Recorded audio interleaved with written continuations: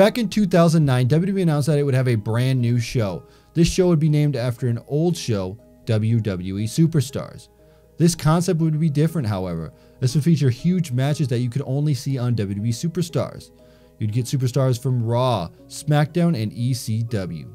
CM Punk, The Undertaker, Big Show, Kane, Edge, and Christian would be featured in this early episodes, along with many more.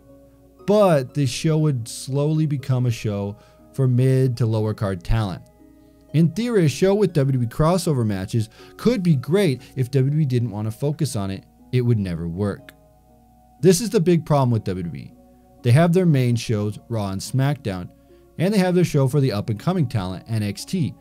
But there isn't much progression for anything that isn't the main events. This is where I think Superstars, Main Event, or even Sunday Night Heat could come in handy. Back in the heyday of the WWF Attitude Era, Sunday Night Heat was created so that they could make deeper stories in WWE and get some of the talent over that maybe wouldn't have.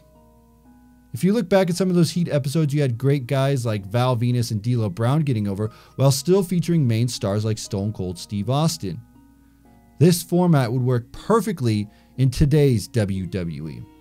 Think of it like a mini episode of Monday Night Raw.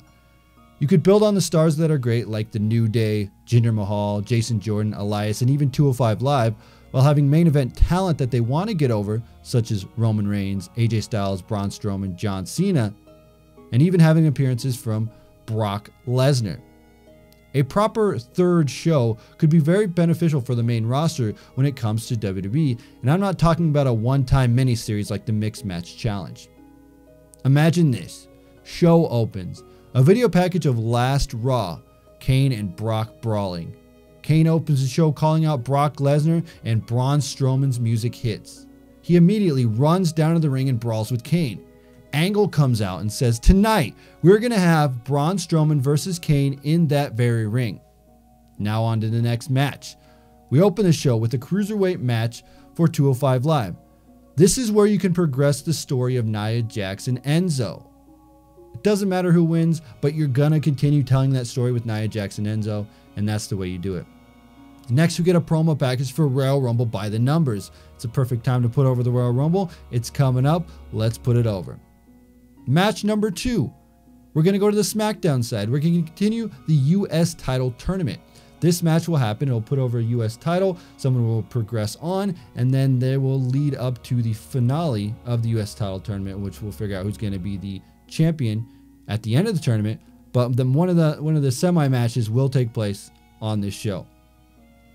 Then we get a main event hype after this tournament match, and we'll go to commercial and come back. Kane and Braun Strowman will be in the ring. They'll have their match. It'll end in DQ, and then Brock Lesnar will surprise everybody by showing up, F5ing both of them, and ending the show. Who's going to win at the Royal Rumble? This is how I would do a show like this. You feature talent like 205 Live. You continue the story with Nia Jax. You promote the Royal Rumble. You promote the US title tournament, and you promote the main event, Kane and Braun and Brock Lesnar surprising everybody by F5ing both Kane and Braun Strowman. It could work perfectly. You get everyone over while still promoting the top feuds on the show. WWE did it before with Sunday Night Heat and can do it again with the new show. Only if they do it properly.